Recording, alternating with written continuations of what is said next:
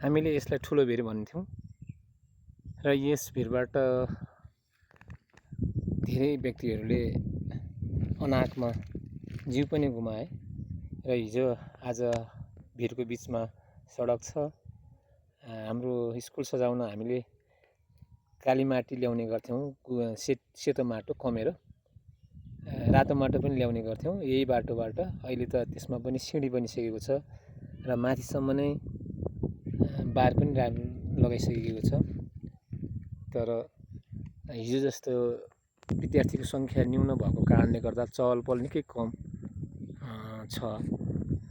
तथापि ठाउँ निकै सुन्दर छ, रमाइलो छ, मनमोहक छ। सम्भवतः सायद यो भविष्यको लागि, यो टुरिज्मको लागि महत्त्वपूर्ण देखिन्छ। सायद यहाँबाट तल चुम्निङ टारसँग हामीले एउटा केबल कारको एक्सेस गराउन सकेको खण्डमा यो राष्ट्रिय स्तरकै ठुलो पर्यटकीय स्थल बन्ने सम्भावना देखिन्छ। सबैलाई नमस्ते, म अमित अधिकारी।